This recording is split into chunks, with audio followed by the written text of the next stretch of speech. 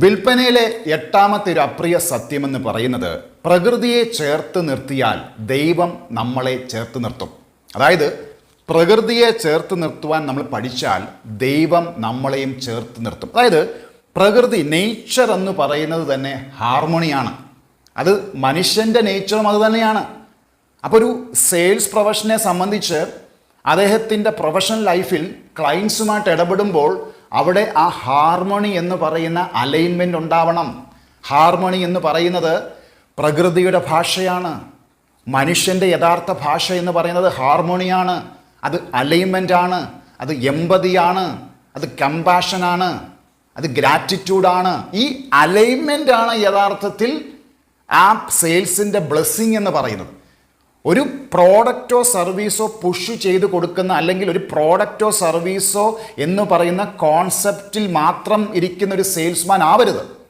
ഒരു sales profession എന്ന് പറയുന്നത് അദ്ദേഹത്തിൻ്റെ ലൈഫിൽ, അദ്ദേഹത്തിൻ്റെ പ്രൊഫഷണൽ ലൈഫിൽ ആ സെയിൽസ് പ്രക്രിയയിൽ ഹാർമോണി ക്രിയേറ്റ് ചെയ്യണം. കാരണം പ്രകൃതിയുടെ ഭാഷ എന്ന് പറയുന്നത് ഹാർമോണിയാണ്. നേച്ചർ എന്ന് പറയുന്നത് ഹാർമോണിയാണ്. ആ ഹ്യൂമൻ നേച്ചർ എന്ന് പറയുന്നത് യഥാർത്ഥത്തിൽ ലവ് ആണ്, അത് ഹാർമോണിയാണ്. നമ്മളിലെ ആ ഫിയർ ഫാക്ടർ എടുത്തു മാറ്റിക്കൊണ്ട് നമുക്ക് ആ ലവ് അല്ലെങ്കിൽ പ്രകൃതിയുടെ ഭാഷയായിട്ടുള്ള ഹാർമോണി നമുക്ക് തുടരുവാനായിട്ട് കഴിയത്തില്ലേ?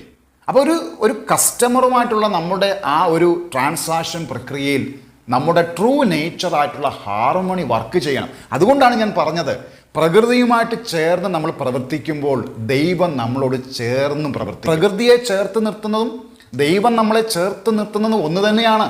പ്രകൃതിയും നമ്മളും ഒന്നാണ്, ദൈവവും നമ്മളും ഒന്നാണ്. ആ പറയുന്ന ആ വണ്ണസ്സാണ് അവിടെ ഹാർമോണിയിൽ ക്രിയേറ്റ് ചെയ്യുന്നത്. അപ്പം നേച്ചറിൻ്റെ സ്വഭാവം, നേച്ചറിൻ്റെ പ്രകൃതമായിട്ടുള്ള ഹാർമോണി അത് തന്നെയാണ് ഹ്യൂമൻ നേച്ചർ. നമ്മൾ അതിന് പകരമായിട്ട് ഫിയർ ഫാക്ടറിലോട്ട് പോകും. അല്ല, we are true love. Love is the product of nature, harmony is the product of nature. അപ്പം പ്രകൃതിയോട് ഇടപെട്ട് ജീവിക്കുന്ന, അല്ല പ്രകൃതിയുടെ അതേ ഹാർമണി തന്നെയാണ് നമ്മളും. അപ്പോൾ ഒരു സെയിൽസ് പ്രൊഫഷണൽ എന്ത് ചെയ്യണം?